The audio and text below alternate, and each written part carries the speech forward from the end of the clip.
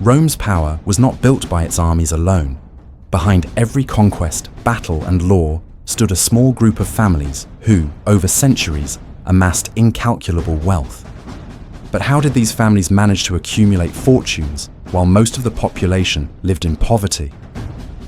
The secret behind these families' wealth is what we're going to explore in this video. Before the period of the Republic and the Empire, wealth in Rome during the monarchy was very simple and concentrated. The rise of the city was based on agriculture and control of the land. The patrician families, who were Rome's aristocracy, established their power and fortune through the ownership of fertile lands around the city. Wealth was measured by the size of their farms and herds, not by coins, since trade was limited. The ability to produce grain and raise livestock was what guaranteed power and influence. The Roman kings distributed conquered lands among citizens, but it was the patricians who, through alliances and inheritances, managed to accumulate most of the properties. Political power was directly tied to agrarian wealth. The heads of clans formed the Senate, the Assembly of Elders, and the wealth of these families guaranteed their influence over the king. The transition from monarchy to republic was, in large part, a power struggle among these wealthy families, who no longer wished to be subject to a king, but to rule on their own, keeping wealth and land in their hands. Names like the Cornelii, the Fabii, and the Aemilii were famous for controlling vast agricultural territories around Rome. The economy was rural, and the ability to feed the population and the army was fundamental for the city's survival.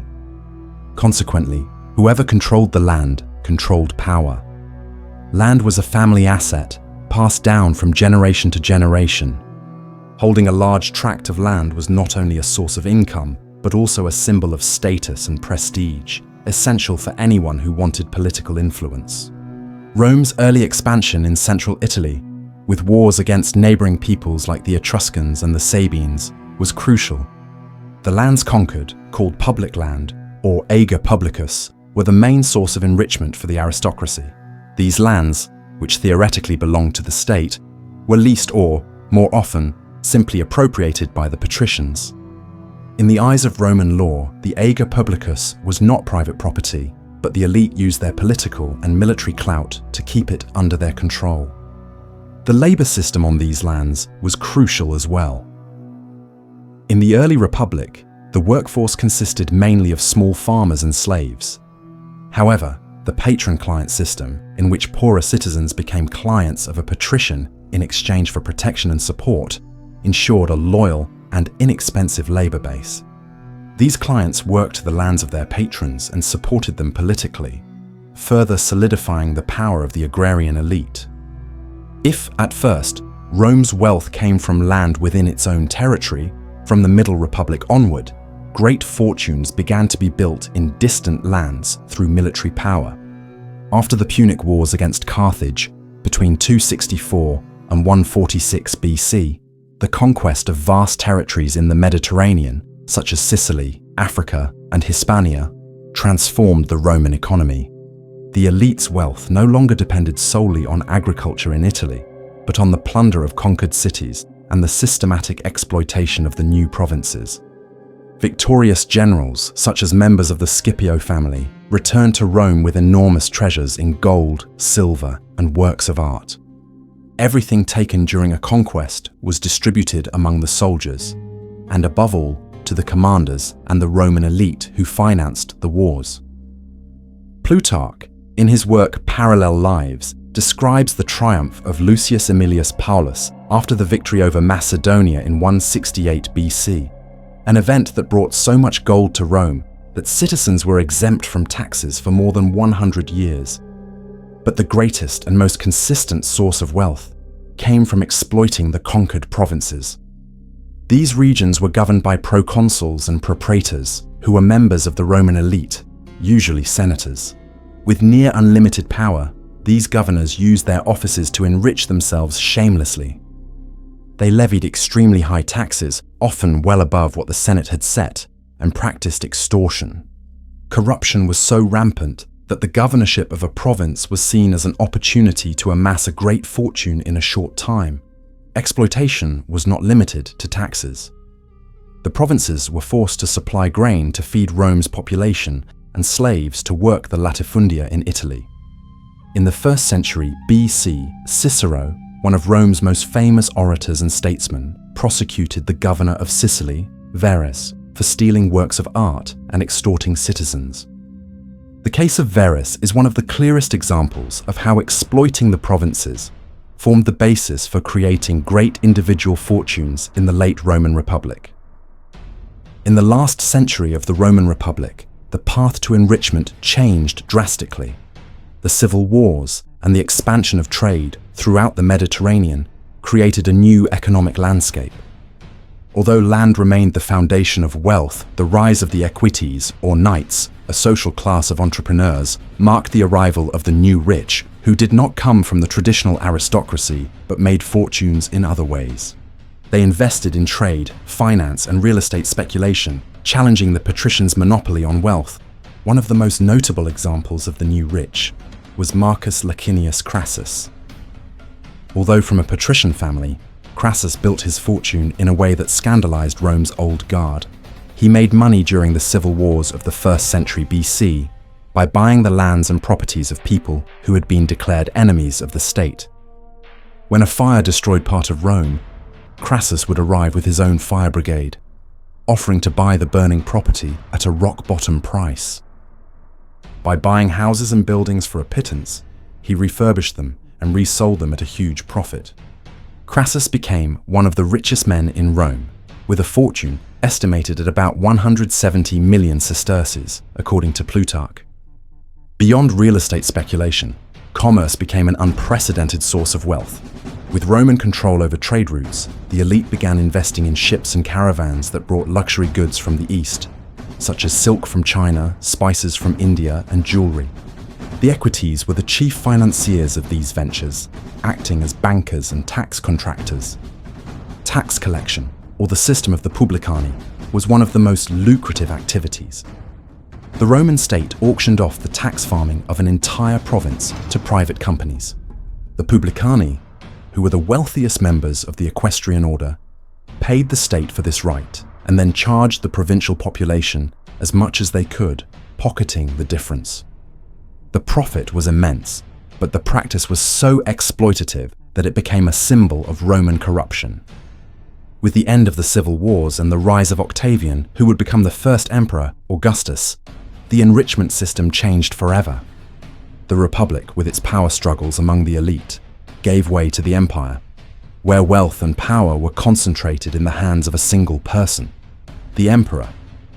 Augustus and his successors created a centralized system, and the wealth of the Roman state became the wealth of the imperial family. The emperor's wealth was immeasurable.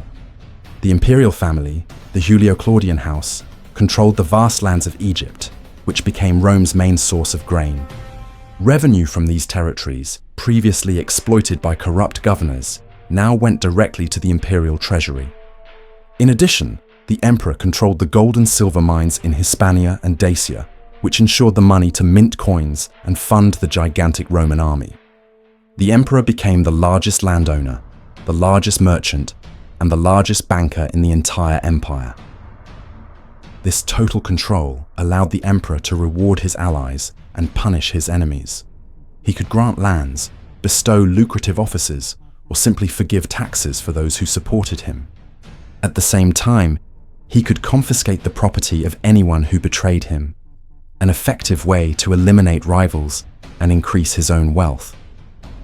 Tacitus, in his Annals, describes how the property of senators condemned for treason was transferred to imperial ownership, which became a source of revenue for the state and, by extension, for the emperor's family. Great private fortunes still existed, but now they depended on imperial favor. Families such as the Senecas and the Piso family amassed vast wealth, but they were always under the emperor's shadow. The fate of their fortunes lay in the ruler's hands, who could at any moment confiscate or destroy them. This concentration of power ensured relative peace and stability for the empire, but it also eliminated the competition that had existed in the Republic. After the heyday of imperial wealth, The following centuries of the Roman Empire witnessed a slow but profound transformation. The enrichment model consolidated under Augustus began to wear out. The stability of the empire's early centuries, which had allowed a steady flow of wealth from the provinces, gave way to crises, civil wars, and invasions starting in the 3rd century. The crisis of the 3rd century weakened the economic system. Inflation became uncontrollable, the silver coinage lost value, and long-distance trade, which had enriched the elite so much, declined considerably. Roads that had once been safe became dangerous, and large-scale production in the provinces was disrupted by barbarian invasions. In this new scenario, power and wealth became more localized. The great latifundia, once producers of grain for the empire, began to turn into self-sufficient small realms. Wealthy Romans withdrew to their vast rural estates, which came to be fortified and to have their own defensive forces. Economic and political power shifted from the cities to the countryside, and the figure of the great landowner gradually became that of the feudal lord who dominated the lives of his peasants and controlled local justice. With the division of the empire into west and east, and the fall of Rome in 476 AD, the old Roman elite blended with the new barbarian leaders. The rich families of Gaul and Hispania, for example, began to ally with the Visigothic and Frankish kings, ensuring their survival and preserving their lands and fortunes. The Catholic Church, for its part, became the great landowner of the time, and many members of the Roman aristocracy became bishops and abbots, uniting their families' wealth with the power of the religious institution. The wealth of the Roman Empire, built on conquest, commerce, and centralized power, gave way to a new economic model. Wealth was now measured by the possession of fortified lands and the ability to maintain security in a world in collapse. Money, once abundant, lost importance, and the barter economy and feudal serfdom became the new reality of a Europe rising from Rome's ruins. So if you enjoyed learning more about the secret behind the great fortunes of families in ancient Rome, don't forget to leave a like on this video and subscribe to our channel. See you in the next video.